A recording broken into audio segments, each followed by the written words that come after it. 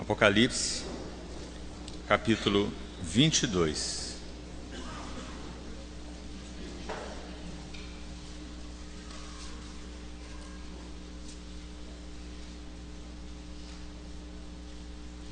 Vamos, na verdade, ler o verso anterior e entrarmos no verso 1 do capítulo 22. Então, Apocalipse 21, versículo 27.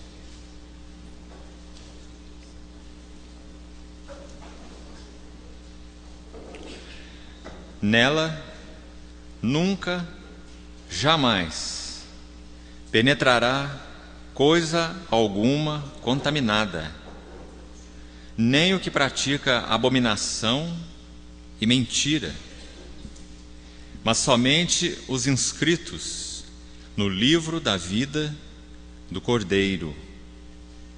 Então me mostrou o rio da água da vida, brilhante como cristal, que sai do trono de Deus e do Cordeiro. Versículo 3: Nunca mais haverá qualquer maldição. Nela estará o trono de Deus e do Cordeiro. Os seus servos o servirão, contemplarão a sua face, e nas suas frontes está o nome dele.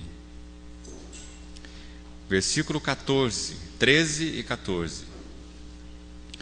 Eu sou o Alfa e o Ômega, o primeiro e o último, o princípio e o fim.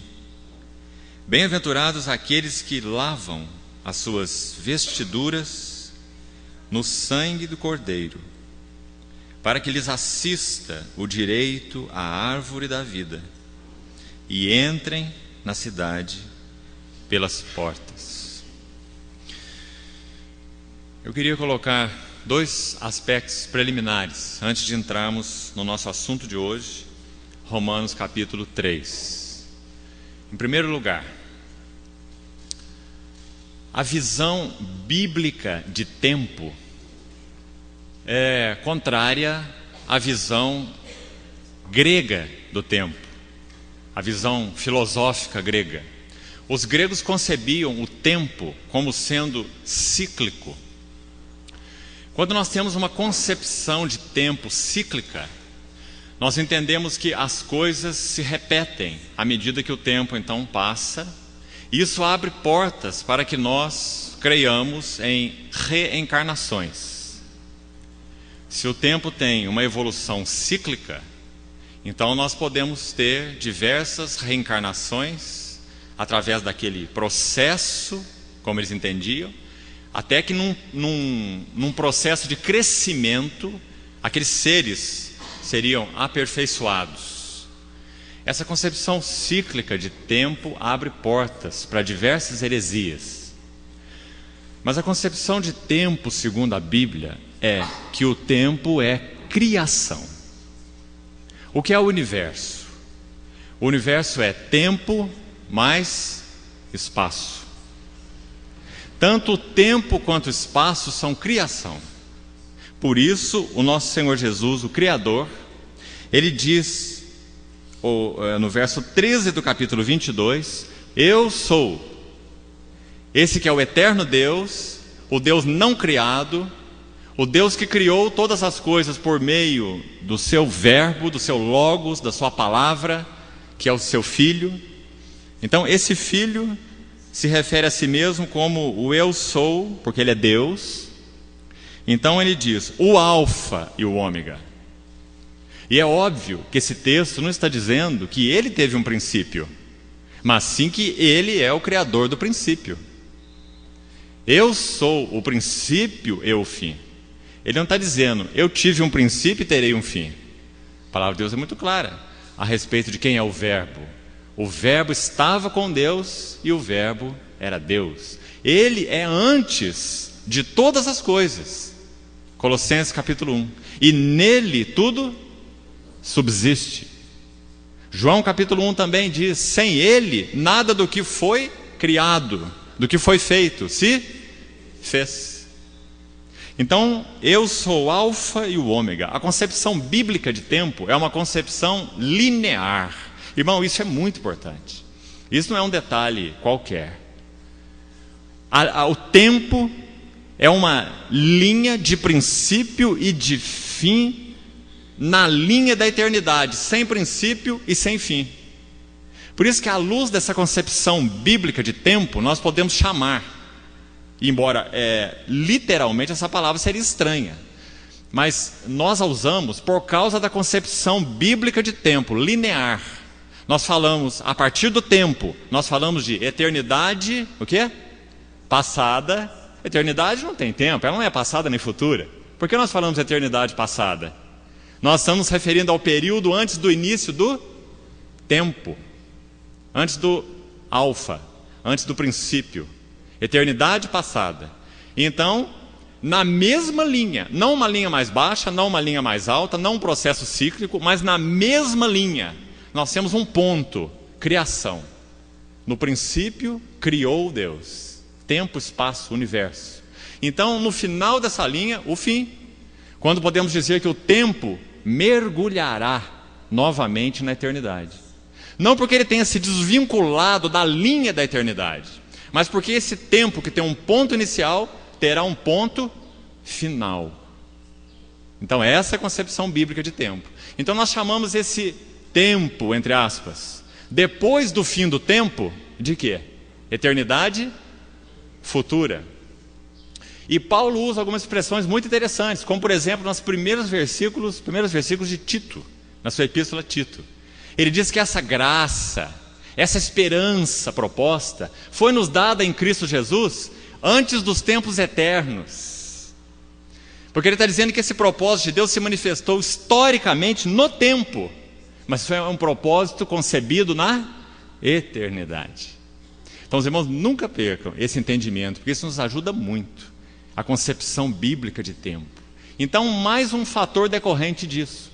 Quando nosso Senhor, o Verbo eterno, aquele que é o alfa e o ômega, aquele que não tem princípio e não tem fim, mas é o criador do princípio e do fim, quando ele mergulha na história, o que é que nós temos? A imersão do eterno na história. Então, irmãos, qual é o fundamento essencial do Evangelho? É que o Verbo, aquele que é o alfa e o ômega, o princípio e o fim, ele se fez, ele entra na história, ele mergulha na história. Ele se torna participante de carne e sangue. Então o eterno propósito de Deus se torna histórico.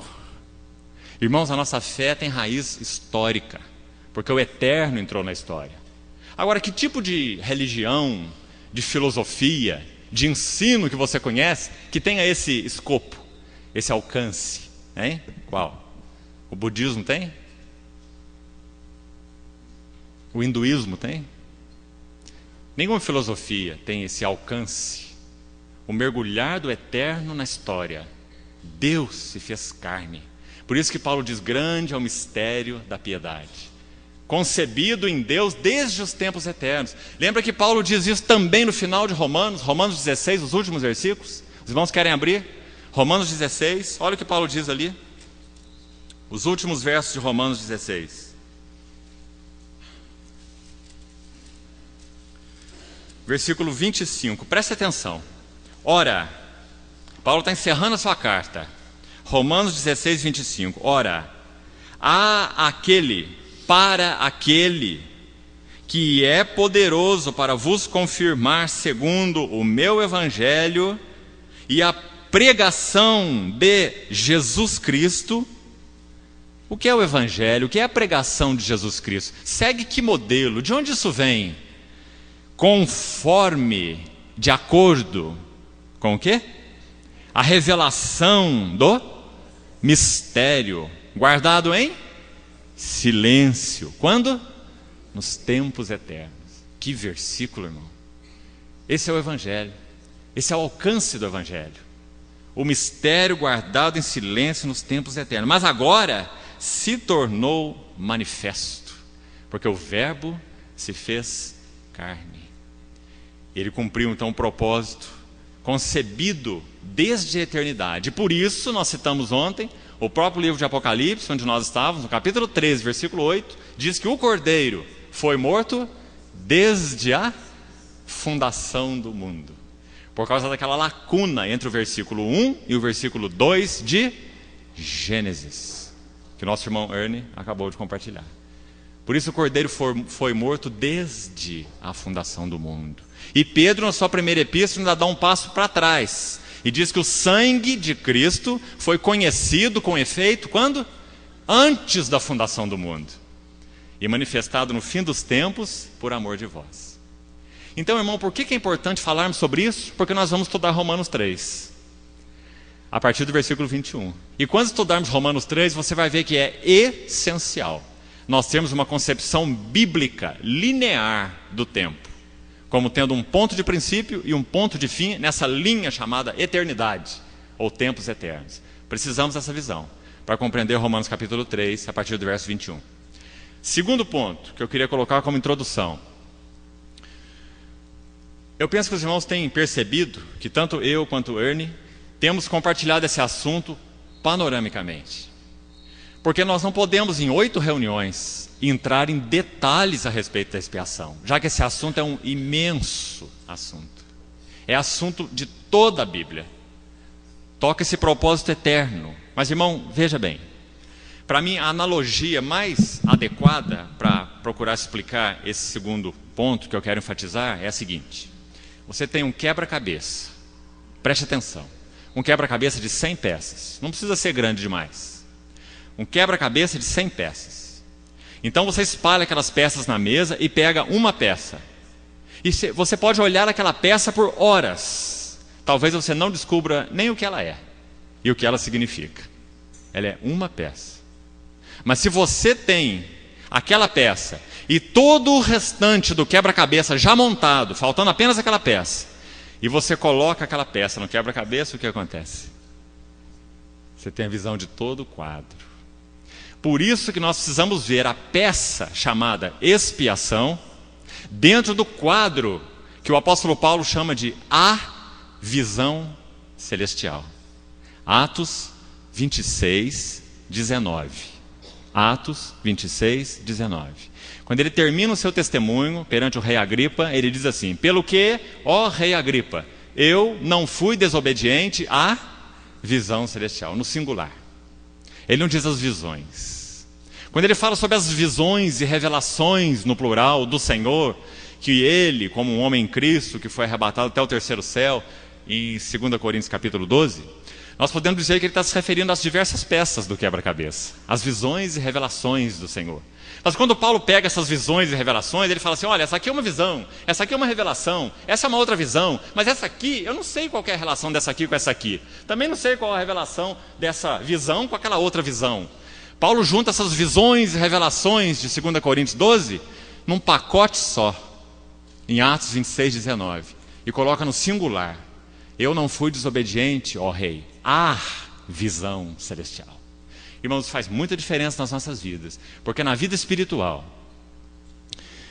a visão espiritual não é tudo, mas a visão espiritual é o começo de tudo. Se a visão espiritual não nos cativar, não nos capturar, nós não temos como prosseguir sendo fiéis ao Senhor. Por isso é mais importante compartilhar um assunto panoramicamente, mostrando o quebra-cabeça, e então, segundo a administração do tempo, conforme o Senhor permitir, tirar aquela peça e falar algumas coisas importantes sobre ela. Então nós vamos procurar hoje tirar a peça. Nós já tivemos reuniões a respeito da visão geral do quebra-cabeça. Agora vamos tirar essa peça, expiação, e vamos olhar um pouquinho os detalhes maravilhosos dessa peça. Em Romanos, capítulo 3. Vamos ler esse texto.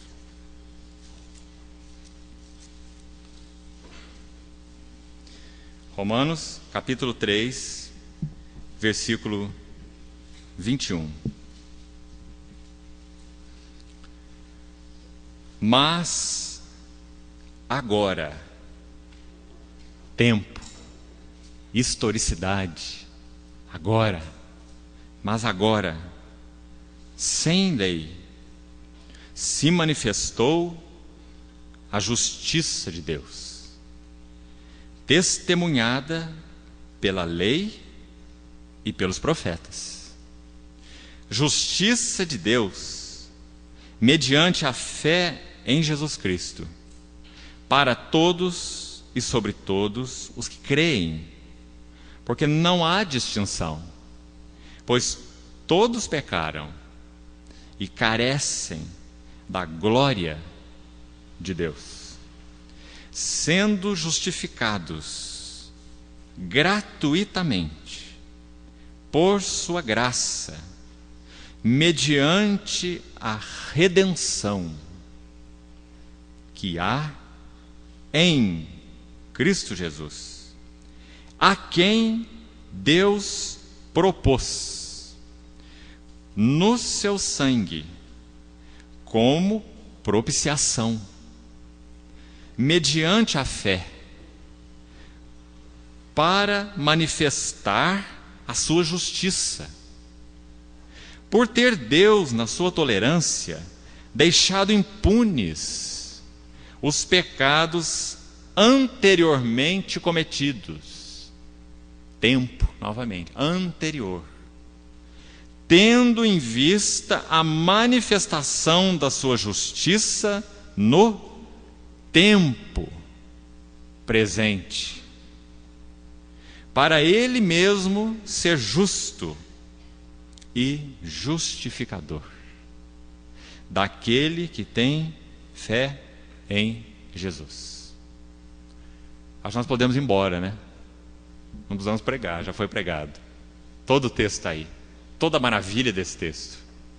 Podendo compreender, entender esse texto à luz desse quadro montado da expiação. Mas vamos orar. E já que não está na hora do almoço ainda, vamos usar essa 1 hora para procurar olhar um pouquinho dessa peça maravilhosa, chamada propiciação, expiação. Então vamos orar, pedir ao Senhor que nos ajude.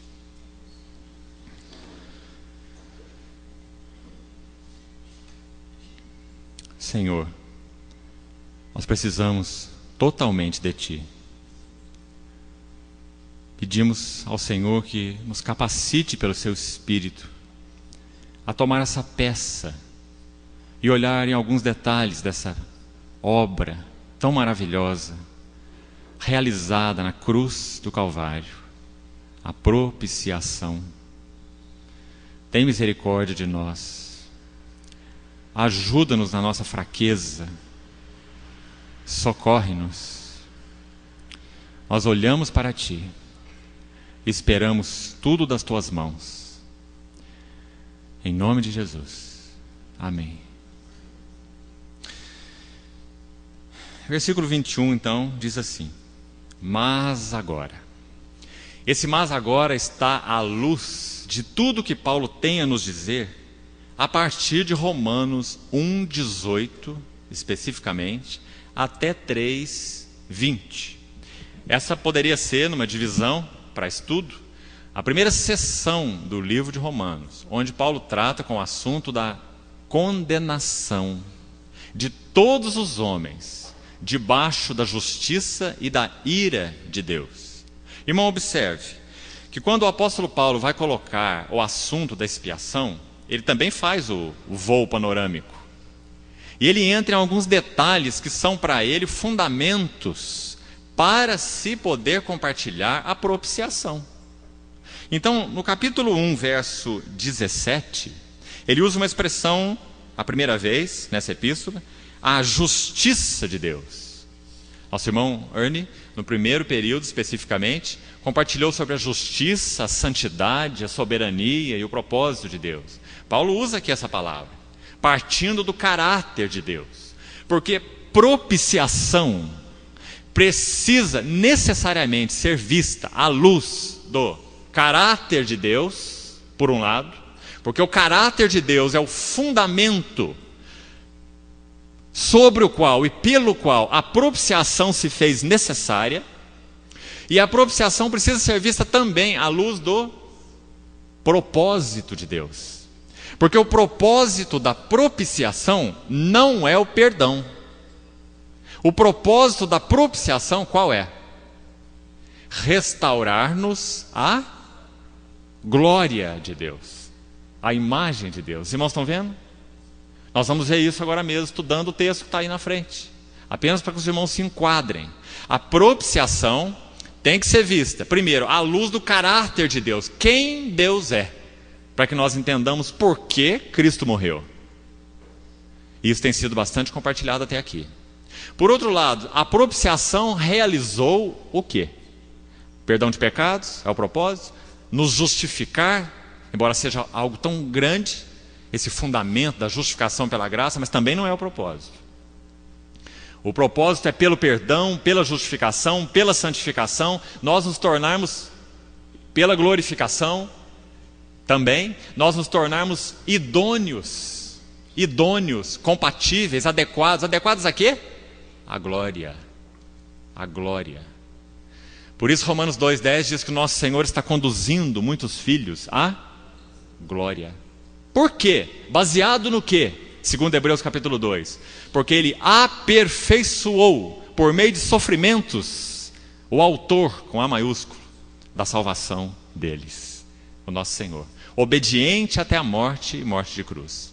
Então, irmãos, esses dois aspectos são muito importantes para podermos compreender o que Paulo quer nos dizer em Romanos 3, 21 em diante. Então, como eu disse, a primeira seção de Romanos a respeito da condenação de todos os homens, ela vai do versículo 1,18 até o versículo, capítulo 3, versículo 20. Nessa seção, se dermos aí um passozinho para trás, né, no verso 17 que eu acabei de citar, Paulo menciona então a justiça de Deus. Esse é o pano de fundo. Depois o que ele fala no verso 18 de Romanos 1? Qual é a primeira frase aí? A ira de Deus. Irmãos, nós não gostamos muito dessa expressão, mas é por onde Paulo começa. Nós gostamos de o amor de Deus, né? Mas a ira de Deus é tão 100% constituinte do caráter dele quanto o seu amor. Não há nenhum desequilíbrio em Deus entre a sua ira e o seu amor. A sua ira e o seu amor são plenamente equilibrados e perfeitos, ambos os atributos. E por causa da sua ira santa contra tudo aquilo que se opõe a Ele, que se antagoniza a Ele, o pecado, a carne, o mundo, o diabo, por causa da ira de Deus, é que Deus então trata com a questão dessa inimizade, dessa rebelião, desse pecado no seu universo criado. Então Paulo tem que começar por aí, senão ele não pode falar da propiciação. Então primeiro, justiça de Deus, Romanos 1,17. Segundo, ira de Deus. Sabe quantas vezes essa palavra aparece em Romanos? 10 vezes. Ira. A ira de Deus. Depois, irmãos, só lá, abra por favor, capítulo 5 de Romanos, versículo 8. Romanos 5,8. Mas Deus prova o quê? O seu próprio? Agora sim. Agora sim. O amor de Deus mostrado, expresso, exposto, como nós vamos ver em Romanos 3, exposto publicamente. Como sendo então baseado, ou expresso mesmo, no equilíbrio dos seus outros, vamos chamar de atributos, ou seja, a sua justiça e a sua ira. Nós não conseguimos ver a profundidade desse amor sem vermos a profundidade dessa ira. Os irmãos compreendem? Para vermos a profundidade do amor, precisamos ver a profundidade da ira.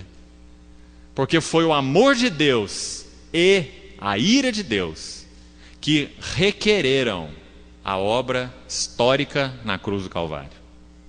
A cruz do Calvário é a plena expressão da justiça e da ira de Deus e do amor de Deus.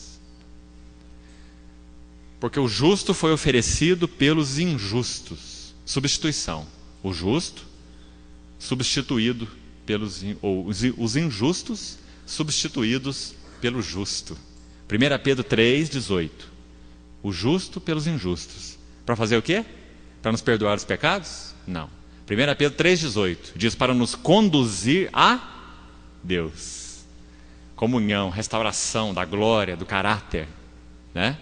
Então esse é o propósito da expiação. Então nessa luz é que nós precisamos estudar Romanos 3, versículo 21 em diante. Vamos voltar a esse texto.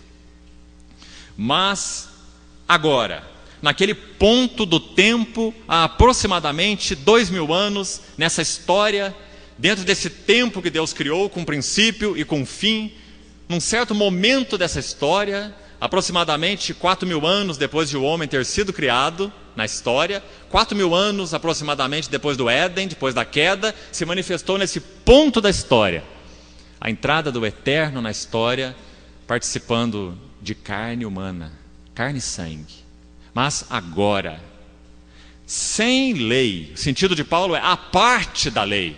Por que a parte da lei? Porque a lei não serve para nada? Porque a lei foi algo errado? Não. A lei, segundo Romanos 7, é o quê? Santa, justa, boa e espiritual. Paulo fala essas 4 coisas sobre a lei: santa, justa, boa e espiritual. O problema está com a lei? Não. Mas eu sou carnal e vendido à escravidão do pecado. Por isso que no livro de Hebreus diz assim: a lei nunca aperfeiçoou coisa alguma. Não porque há problema nela, mas porque há problema aqui. Nós não podemos ser aperfeiçoados pela lei, porque nós somos vendidos, palavra forte que Paulo usa em Romanos, vendidos à escravidão do pecado. Por isso ele dá aquele grito em Romanos 7, desesperado homem que eu sou, quem me livrará do corpo dessa morte? Você já estudou aquela expressão? Corpo dessa morte? Você já estudou? Havia um certo tipo de penalidade aplicado no Império Romano para os assassinos. Sabe como era? Ele deveria carregar o corpo da pessoa que ele matou, amarrada nas costas dele, até aquele corpo apodrecer. Possivelmente é essa a figura que Paulo tem usado nesse texto.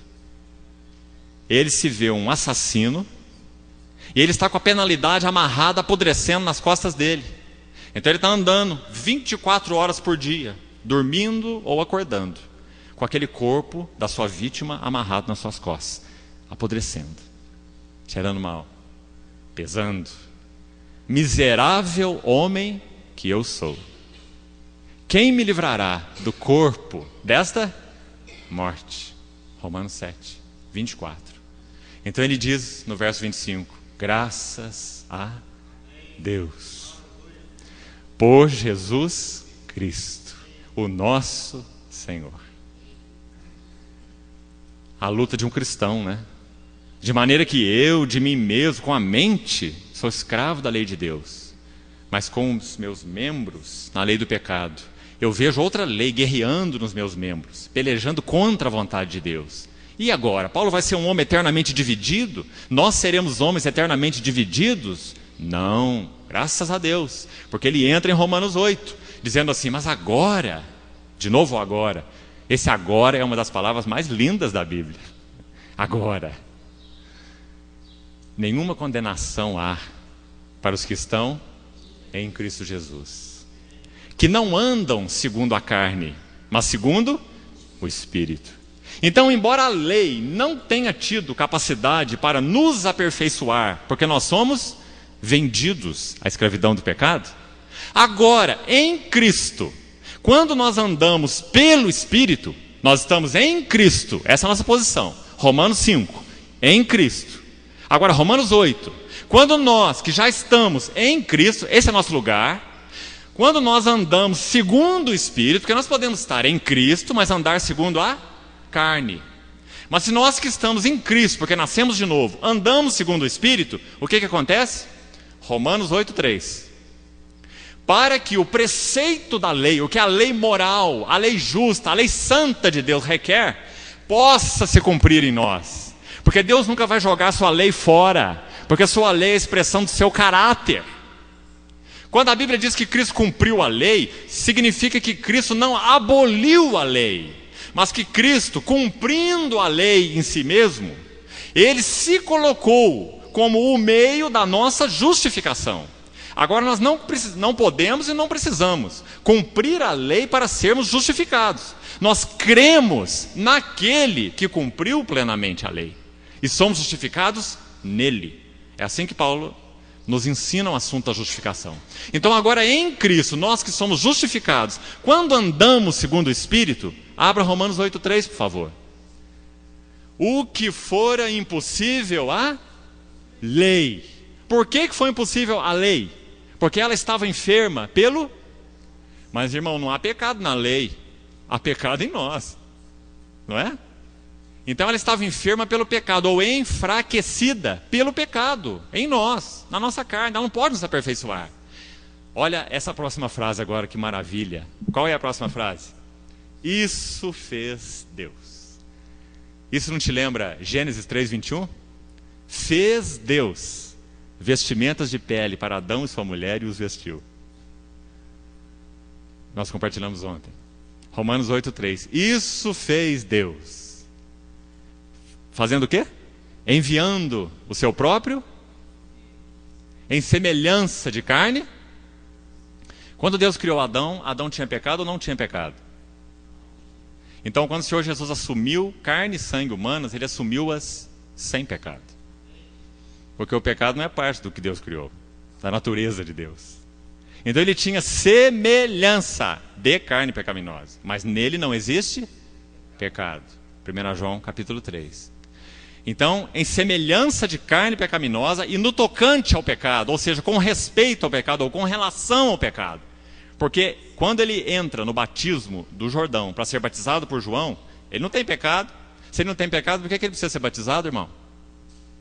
O batismo de Jesus no Jordão, por João Batista, fala da identificação do Santo Cordeiro de Deus com os pecadores perdidos. Identificação. Então, quando João assusta com aquele fato de Jesus ter se apresentado para o batismo, o que Jesus fala? Você se lembra? Deixa por enquanto, porque convém que se cumpra toda a... Convém que se cumpra toda a...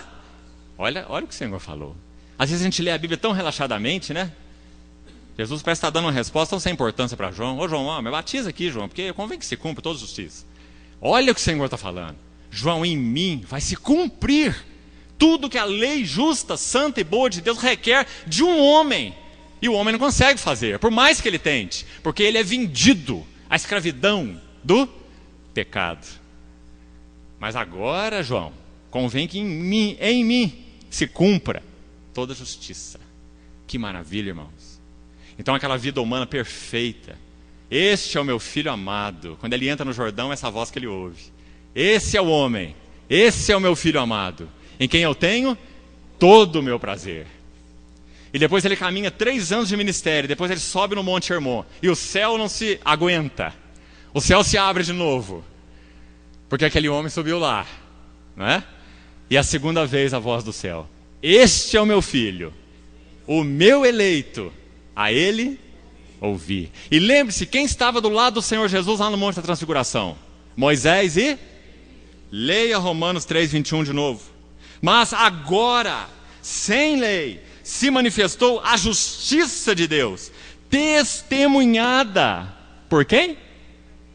Lei, Moisés. E os profetas, Elias.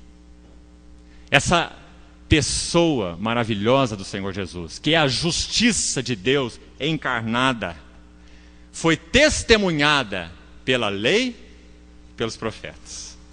Não apenas porque as escrituras do Velho Testamento, a lei e os profetas do Velho Testamento apontam para Cristo, como falamos ontem, aquele telescópio. Lucas 24, o Senhor Jesus disse: tudo que de mim, sobre mim está escrito onde? Na lei e nos... Porque tudo no Velho Testamento aponta para Ele. Ele é o Filho do Deus vivo. Mas agora, irmãos, para que isso se torne um fato histórico, claro, especialmente para aqueles 3 discípulos e para nós, que temos a palavra nas nossas mãos. Aparece então no Monte da Transfiguração Moisés, a lei, o legislador, e Elias, o reformador. Ambos foram enviados por Deus para cumprir o mesmo propósito: restaurar a nação aos propósitos de Deus. Moisés, legislador; Elias, reformador. Então aqueles 2 dão testemunho da justiça de Deus que agora se manifestou. Moisés não pôde introduzir o povo na terra de Canaã. Por que você acha? Só porque ele feriu a rocha 2 vezes? Sim, Deus o disciplinou, porque ele feriu a rocha 2 vezes, enquanto ele não deveria ter ferido nenhuma vez. Naquele momento, ele deveria ter apenas feito o quê? Falado a rocha. Fala a rocha, e ela te dará água, porque a rocha naquele momento representa o Cristo exaltado, o Cristo que já foi ferido a primeira vez. Então, na primeira vez Moisés feriu, na segunda vez ele devia apenas falar. E ele feriu 2 vezes, aborrecido com o povo.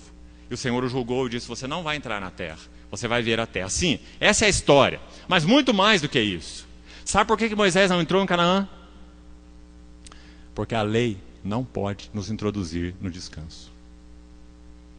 E a terra de Canaã é figura do descanso de Deus, segundo o livro de Hebreus. Hebreus capítulo 3, Hebreus capítulo 4. Lembra? Ele diz assim: Josué, que foi o sucessor de Moisés, Josué introduziu o povo na terra, não introduziu? Mas Hebreus 4 diz assim: nem Josué pôde lhes dar descanso. Porque Davi, que veio muito tempo depois de Josué, Davi fala com a sua boca posteriormente a respeito de outro dia. Então o autor de Hebreus diz assim: resta um descanso para o povo de Deus. Quem é esse descanso? Cristo. Quando que nós entramos nesse descanso? Quando nós habitamos em Cristo. Não apenas posicionalmente, porque Deus nos uniu a Cristo, mas espiritualmente. Quando nós vivemos em Cristo, permanecemos em Cristo, habitamos em Cristo. Então ele diz assim: esforcemos-nos por entrar naquele descanso. O descanso que o sábado não deu, o descanso que Canaã não deu, Josué não deu, o descanso que Davi não deu, quando unificou, né, aquele reino, naquele período veterotestamentário, mas o descanso que está em Cristo, do qual todos os outros são símbolos, são tipos. Então agora, sem lei, se manifestou a justiça de Deus, Cristo, testemunhada pela lei e pelos profetas. Agora nós vamos estudar melhor ainda esse versículo, um pouco melhor. Deixa aí marcado esse texto de Romanos, vai ser o nosso texto básico. E vamos ao Evangelho de Lucas, rapidamente. Lucas capítulo 9. Vamos ver qual foi o tema dessa conversa do Monte da Transfiguração. Apenas Lucas registra esse assunto do Monte da Transfiguração. Entre esses 3 que ali estavam inicialmente: Jesus transfigurado, e de um lado Moisés, e do outro lado Elias. Veja apenas o verso 31. O verso 30 diz que 2 varões falavam com ele, com o Senhor Jesus, Moisés e Elias. Verso 30, né? Agora preste atenção no verso 31. Lucas 9, 31. Os quais apareceram em glória e falavam do quê? Qual o assunto esse colóquio do Monte da Transfiguração? A sua partida. Mas se você estudar bem esse verso, você vai ver que essa expressão não se refere apenas à morte.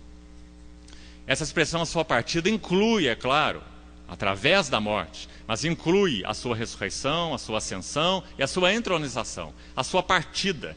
Não apenas partida entrando na morte, mas sua partida para os céus, sendo ressurreto, ascenso e entronizado. Então essa partida fala da obra total do Senhor, entrando na morte, saindo da morte, sendo ascenso, sendo entronizado, como Senhor dos senhores, Rei dos reis. Eles falavam dessa partida, por quê? Porque tudo que Moisés escreveu, tudo que os profetas escreveram, apontava para essa hora. E agora eles têm de alguma maneira o privilégio de conversar com aquele que eles não conheceram, com aquele que eles não viram, mas aquele que era o objeto da profecia deles, da palavra deles. Então eles estavam conversando com ele: e agora? Agora é a hora da sua partida. Agora em ti tudo será cumprido. Que bom se Lucas tivesse registrado um pouquinho mais dessa conversa, né? Entre os 3. Mas eu creio que esse era o foco. O Senhor é aquele que ia cumprir tudo o que dele estava escrito na lei, nos profetas e nos salmos. Então aqueles 2 são retirados de cena, porque a lei não pôde dar descanso algum, porque a lei não aperfeiçoa coisa alguma.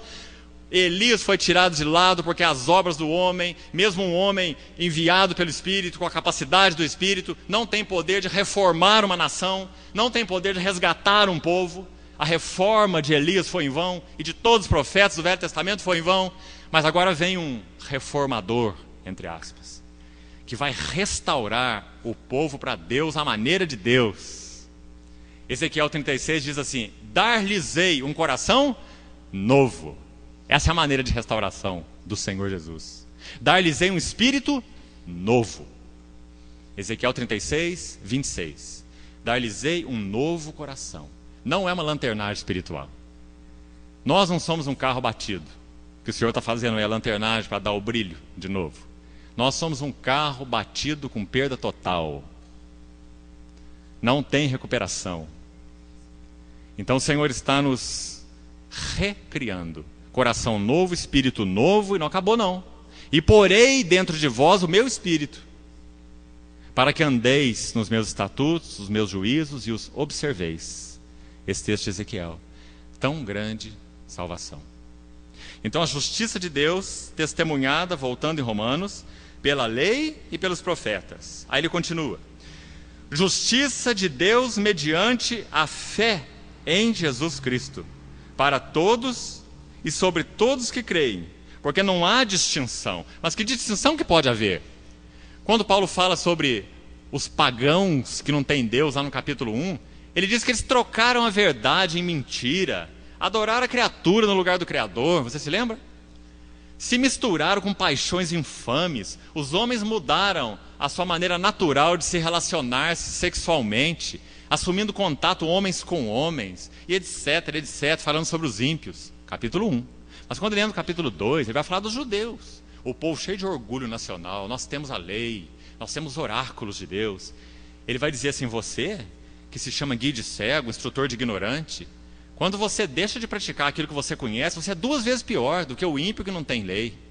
É isso que Paulo fala no capítulo 2. Porque você prega a lei, mas não pratica a lei. Você prega a lei, mas não obedece a lei. Você, além de ser pecador, é hipócrita, né? Então Paulo termina no capítulo 3 dizendo assim, a partir do verso 10. 3:10 de Romanos. Não há justo. Irmãos, porque esse é o homem segundo Deus. O homem segundo Deus é um homem com H maiúsculo. É um homem que satisfaz sua justiça, sua santidade, sua glória. E não há nenhum outro homem que tenha satisfeito esse padrão, senão aquele verbo que se fez homem, carne mesmo, espírito humano, alma humana, corpo humano, homem mesmo. Bebê que teve que ser enrolado em faixas e cuidado com muito carinho, mesmo que colocado naquela manjedoura, porque não tinha lugar para ele. O eterno Criador, envolto em faixas. Então aquele menino cresceu em sabedoria, estatura e graça diante de Deus e dos homens, conversando com aqueles doutores, já com 12 anos de idade, dizendo que importava para ele cuidar dos negócios. Lembra? A mim me importa cuidar dos negócios do meu pai. Quais são os negócios do meu pai? Mais para frente do seu ministério ele disse assim, o meu pai trabalha até agora, e eu trabalho também. Mas quando ele inclina sua cabeça na cruz do Calvário, ele diz, está trabalhado, está terminado, está consumado. Então quando nós vemos o livro de Hebreus, nós vemos 4 vezes em Hebreus, assentou-se. Ele assentou, ele não tem mais nada para fazer. Ele aguarda, até que daí em diante, todos os seus inimigos sejam postos por estrado dos seus pés. Porque ele está sentado à destra de Deus, sumo sacerdote, 4 vezes no livro de Hebreus. Assentado. Então, não há distinção. Final do verso 22. Por que não há distinção? Porque não há justo, Romanos 3:10. Não há sequer um. Não há quem entenda. Tomás de Aquino estava errado quando disse que a queda não afetou o intelecto humano. Porque a palavra de Deus está dizendo que não há quem entenda. Todos nós temos entendimento entenebrecido, como Paulo diz lá em Efésios 4. Não há quem busque, a vontade foi afetada. Nós não temos vontade de buscar a Deus, por nós mesmos, o homem natural. Muito pelo contrário. Ele se afasta, ele se afugenta de tudo que se refere a Deus. Não há quem busque, a vontade foi afetada. Não há quem entenda, a mente foi afetada. Todos se extraviaram e a uma se fizeram inúteis. Não há quem faça o bem. Não há nem sequer um. Você vê que parece que como o Senhor está assim, descortinando a terra, e buscando daqui, buscando de lá, e fazendo aquela busca, uma busca, 4.000 anos de busca, desde Adão. E a conclusão, não há sequer um. Mas quando aquele homem se manifesta, o céu se abre. Este é o meu filho amado, em quem me comprazo, o meu eleito, a ele ouvi. Então, versículo 13 diz: a garganta deles é sepulcro aberto, com a língua urda engano, e por aí ele vai. Versículo 16 ele diz: nos seus caminhos há destruição e miséria, desconheceram o caminho da paz. E conclui: não há temor. Isso é uma conclusão. Tudo que foi dito anteriormente prova isso. Não há temor de Deus diante dos seus olhos. Por isso, versículo 22, parte final: não há distinção. Não há distinção. Depois ele entra no verso 23, tão lindo. Aqui eu queria destacar para os irmãos, para a gente não consumir tempo demais. Esse texto, esses versículos são muito ricos, muito cheios de verdades espirituais. Então vamos destacar alguns pontos. O verso 23 é muito brilhante nesse contexto. Porque quando Paulo diz assim, pois todos pecaram, ele está usando um tempo no grego que se chama aoristo. É um tempo verbal na língua grega. E esse tempo significa o seguinte: ele se refere a uma ação. Quando o verbo é usado nesse aoristo no grego, ele se refere a uma ação que foi, preste atenção, completada no passado, mas que tem efeitos por toda a vida, consequência por toda a vida. Permanecem as consequências de algo que foi completado, feito completamente no passado. Então agora nós entendemos capítulo 5, que ele vai explicar. Nós pecamos em Adão. Em Adão todos morrem. Em Adão todos pecaram. Nós nascemos pecadores. Então ele diz, porque todos pecaram, não só porque nós cometemos pecados, mas porque nós pecamos em Adão. Ele é o cabeça da raça. Todos pecaram, aoristo, uma ação passada com efeitos permanentes. Agora, olha aí a próxima palavra, e carecem. Uma palavra também que merece ser estudada. Deixe marcado o livro de Romanos, vá bem rápido, por favor, em Lucas 15, 14. Lucas 15, 14. Você lembra que Lucas fala da parábola do filho pródigo, não é? Lucas 15. Esse capítulo é chamado de o capítulo das coisas perdidas. Tem uma ovelha perdida, tem uma moeda perdida e tem um filho perdido. No mesmo capítulo.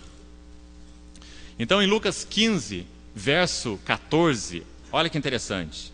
Lucas 15, 14, final do verso 14. Olha aí com atenção.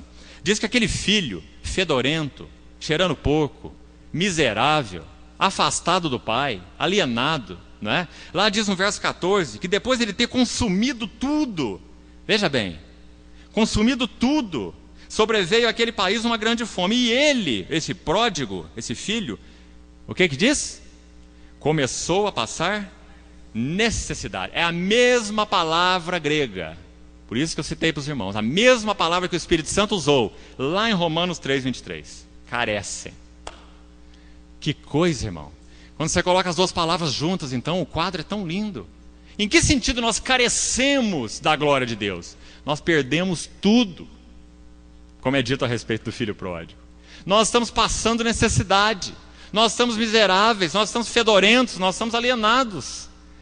Ele passou a sentir, né, necessidade. Carecem da glória de Deus. Mas assim como na restauração do filho pródigo, só o pai pode cumprir aquela restauração. Tirando aquela roupa fedida daquele filho e dando para ele novas vestes. Lembra? Que fala de justificação.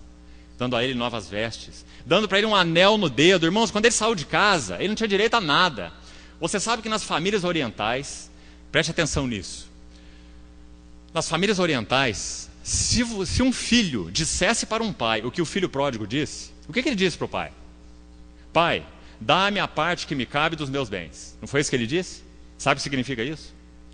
Tirar a luva dele, segurar a luva assim e fazer assim, ó, na cara do pai. Dizendo assim, você é um velho, rico, muito rico, velho, e que está durando demais, demorando demais para morrer. Dia a dia eu estou esperando que o senhor morra, para que eu possa pôr a mão na minha herança e viver a minha vida e gastar o meu dinheiro como eu quiser. Então quando ele foi ao pai, ele disse assim, pai, dá-me a parte que me cabe da herança. Ele está dizendo isso. Você está demorando para morrer. Eu quero a minha herança. Me entrega logo, para eu viver minha vida e gastar como eu quiser. E a palavra não diz que o pai abriu sequer sua boca, mas que o pai simplesmente deu a ele o que ele pediu. Disciplina de Deus. Governo de Deus. Então, quando aquele miserável rico, aquele rico sem saber que era miserável, vai com a sua mísera riqueza para aquela terra distante, ele volta com a sua imensa pobreza para ser recuperado por aquele pai tão magnífico. Que diz a palavra que quando aquele filho fedido e maltrapilho estava vindo de longe, diz a parábola em Lucas 15 que o pai o avistou de... Aquele é o pai que fica sentado na varanda, esperando o filho voltar. O pai o avistou de longe. Agora imagine a cena, o velhinho. Quando vê aquele filho de longe, como é que ele pôde reconhecer aquele filho, né? Devia estar um trapo. Mas diz a palavra que quando o avistou, aquele velho saiu correndo. O filho deve ter falado, calma pai, vem devagar, porque se eu cair aí vai ter problema. Não é? Aí diz que o velho saiu correndo. Lê o texto para você ver, Lucas 15. E ele saiu correndo. E o que o pai fez? O abraçou e o beijou o fedorento. Aí ele começa a tentar falar a frase que ele tinha ensaiado quando ele estava lá na miserabilidade. Ele ensaiou uma frase, porque ele precisava de alguma maneira, de alguma coisa para falar para esse pai. Então ele ensaiou a frase lá no chiqueiro, ele ensaiou a frase. E a frase era assim: meu pai, pequei contra o céu e contra ti. Já não sou digno de ser chamado teu filho. Faze-me como um dos teus trabalhadores. Essa foi a frase que ele ensaiou. Então ele veio preparadinho. E quando o pai sai correndo e vai lá abraçando o filho e o beija, ele vai falar, ele treinou antes, né? Então você lê a parábola depois e você vai ver. Ele começa a falar: meu pai, pequei contra o céu e contra ti. Já não sou digno de ser chamado teu filho. Mas ele para aí. De alguma maneira ele é interrompido aí. Ele não diz, não completa a frase que ele ensaiou: faze-me como um dos teus trabalhadores. Sabe por quê? Porque a nossa posição de filiação não pode ser mudada.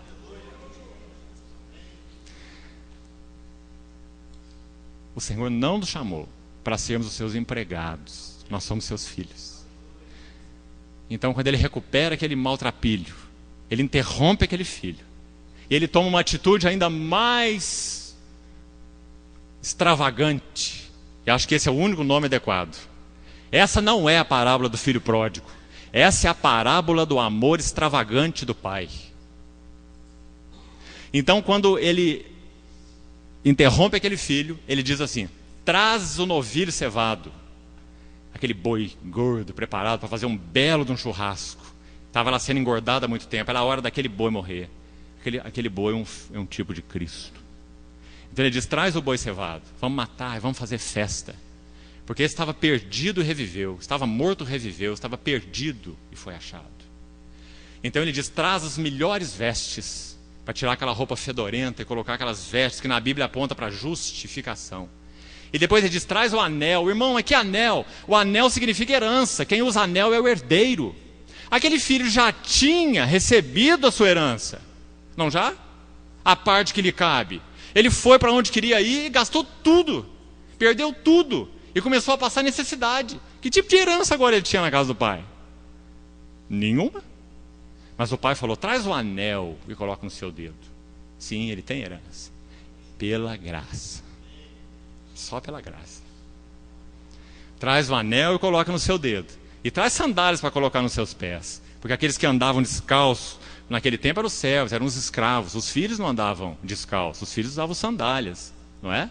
Para proteger seus pés do caminho. Então o pai falou: traz sandálias para ele. Irmão, o pai vestiu e colocou sobre o filho tudo o que o filho simplesmente não merecia e não tinha por onde fazer nenhum merecimento. Isso é graça. Porque misericórdia é Deus não nos dar aquilo que nós merecemos. E graça é Deus nos dar aquilo que nós não merecemos. Então, essa parábola é a parábola do amor extravagante do Pai. E essa parábola está conectada com Romanos 3:23. Porque todos pecaram e carecem.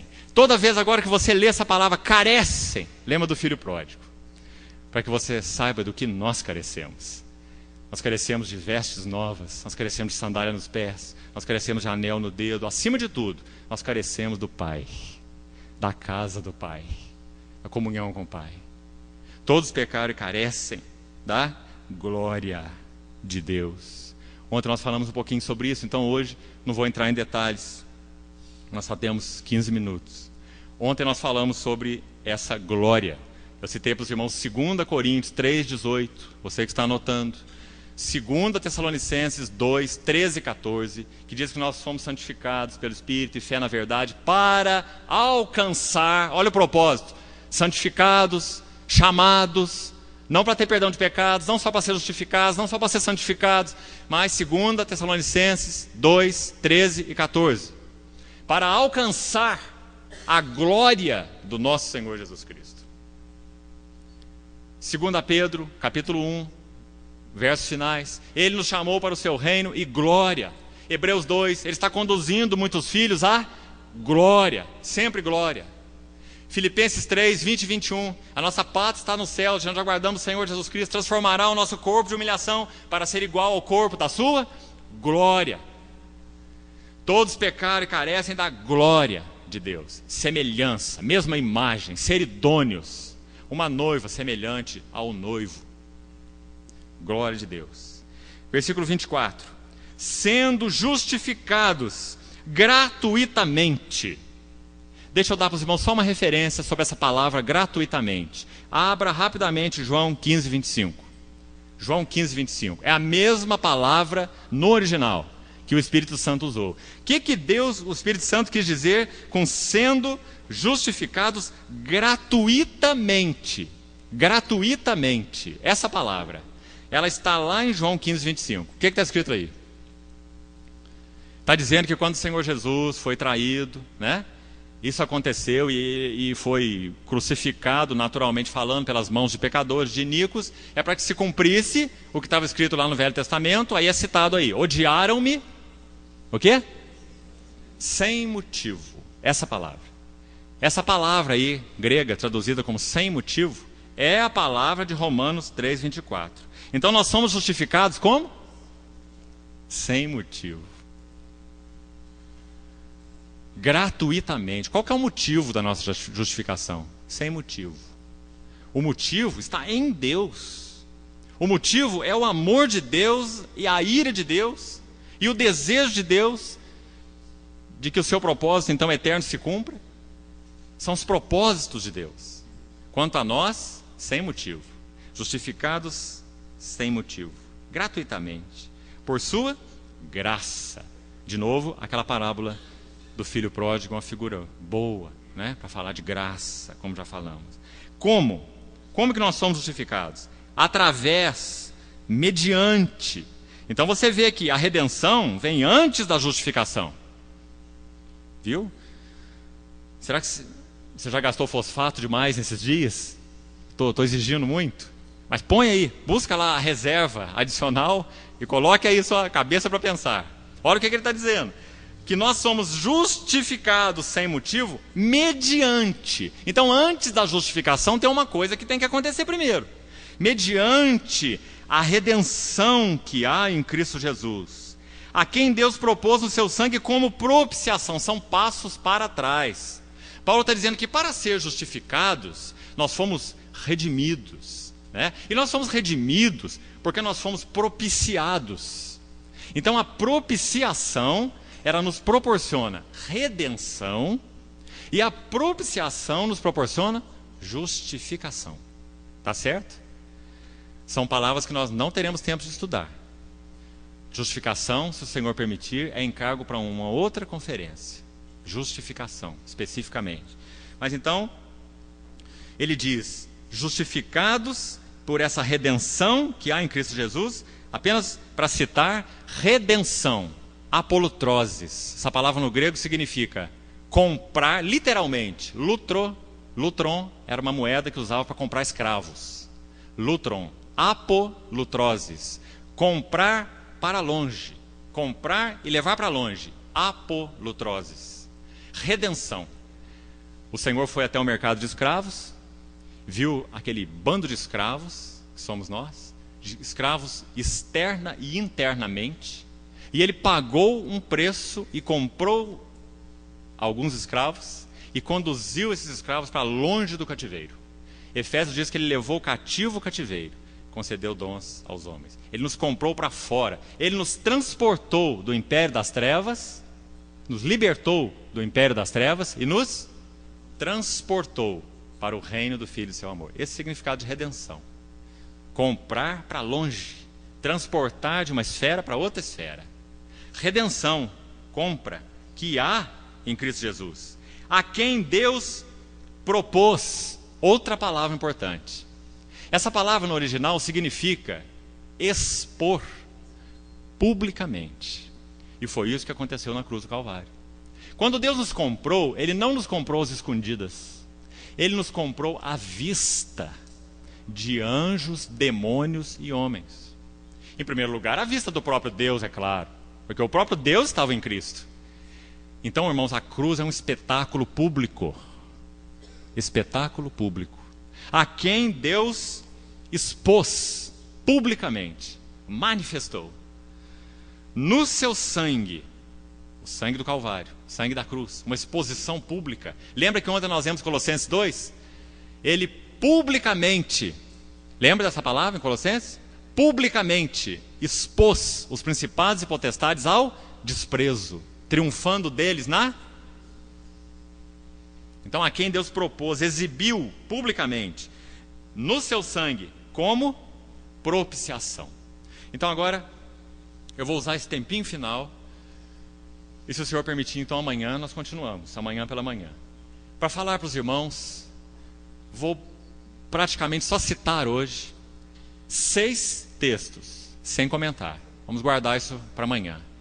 Onde nós vamos ver a raiz dessa palavra, propiciação, ser usada de 3 formas diferentes. Então hoje eu vou dar só o quadro, e amanhã nós compartilhamos. A palavra, a raiz grega, transliterada para o português, para te ajudar no seu estudo, depois você pode consultar um dicionário grego, e vai ser muito ajudado. O prefixo da palavra, eu vou soletrar para os irmãos, porque ela é importante. H-I-L-A-S.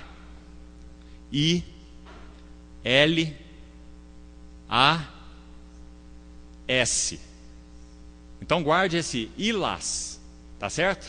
H-I-L-A-S. Esse é o prefixo. Agora o sufixo vai mudar. Então, ilasterion, palavra usada aqui, Romanos 3:24. Propiciação. Propiciação. Ilas, agora você acrescente. T-E-R-I-O-N.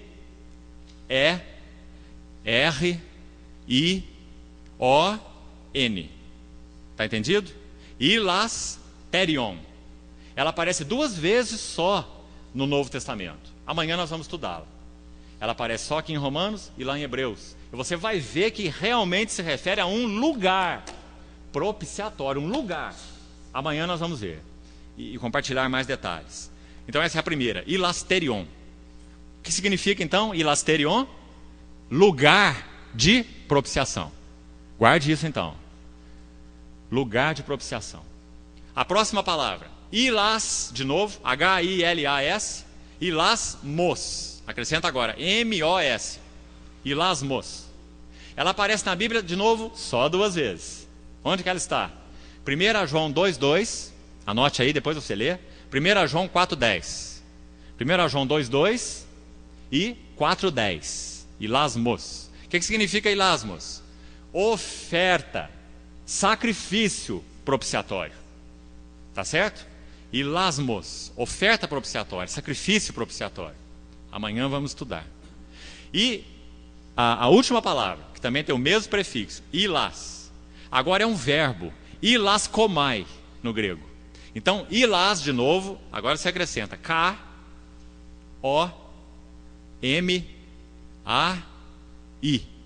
Ilaskomai. Sabe o que significa no grego? Uma ação. Que seria então o quê? Fazer propiciação. Compreenderam? Então a primeira palavra, ilasterion, é um lugar.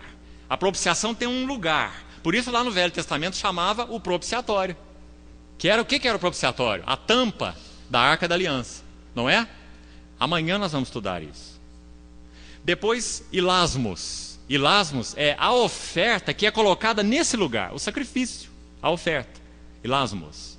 E por último, ilaskomai. Agora então pense, para nós terminarmos. Para nós termos o oferecimento de uma oferta ao Senhor, nós não precisamos dessas 3 coisas? Sim ou não? Nós não precisamos de um lugar adequado. O sacrifício podia ser oferecido em qualquer lugar. Alguém podia matar um animal lá no campo e oferecer para o Senhor? O animal morto? Não. Ele tinha que levar o animal aonde? No altar.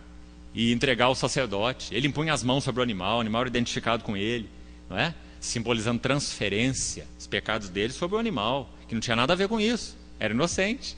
E aquele animal era imolado no seu lugar, aquele corpo era oferecido no altar. Então havia um lugar específico para se oferecer sacrifício, ilasterion. Depois havia um sacrifício, ilasmos, né? O próprio animal, o próprio sacrifício. E depois, o que mais que tinha? Alguém que fazia essa propiciação. Alguém tem que matar o animal. Ele não vai morrer de infarto. Ele vai ser assassinado. Alguém vai fazer propiciação. Onde que aparece essa palavra? A gente vai ver amanhã. Vou citar um dos lugares. Hebreus 2,15. Hebreus 2,15 diz que o nosso sumo sacerdote, Senhor Jesus, é fiel e misericordioso. E ele fez propiciação. Fez propiciação. Hebreus 2,17. Ele fez propiciação. Esse é o verbo, ilaskomai, fazer propiciação. Então amanhã, nós vamos terminar aqui hoje, nós vamos ver que o Senhor Jesus é, ao mesmo tempo, aquele que faz propiciação. Quem que fez propiciação? Quem que é o sumo sacerdote? Quem que matava e oferecia o sacrifício do animal, especialmente no dia da propiciação? Levítico 16, não tem um dia lá? O dia da expiação. Não é isso, irmão? Quem que matava o animal no dia da expiação, levava o sangue lá para o propiciatório, para aquele lugar que nós vamos estudar amanhã? Não era o sumo sacerdote? Quem que é o sumo sacerdote? É o Senhor Jesus. Foi ele quem fez a ação de propiciar. Não foi nenhum outro, senão ele mesmo. Agora, quem que é a oferta? Ele mesmo. Amanhã nós vamos ver. Ele é a oferta de propiciação. Ninguém tira a minha vida. Eu espontaneamente a dou. Ele é a oferta propiciatória. Irmãos, e o lugar de propiciação? Quem é o lugar de propiciação? O que é o lugar de propiciação? Ele mesmo.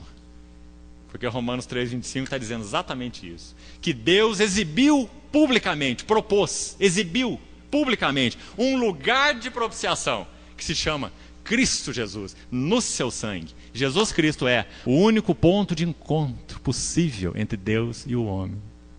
Por isso que nós não somos salvos por filosofia, por religião, por obras, porque Jesus Cristo é o único ponto de encontro entre Deus e o homem. Ele é o lugar de propiciação. Porque há um só Deus e um só mediador entre Deus e os homens. Cristo Jesus, homem, o lugar de propiciação. Então ele é sumo sacerdote, ele é a oferta e ele é o lugar de propiciação.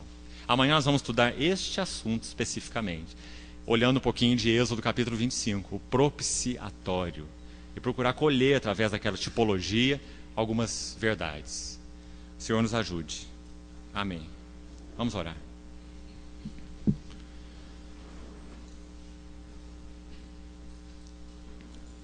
Pai, mais uma vez olhamos para o Senhor, te pedindo que a Tua palavra não se perca no nosso espírito e no nosso coração.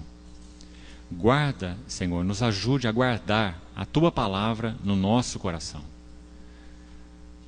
Te pedimos porque carecemos tanto disso.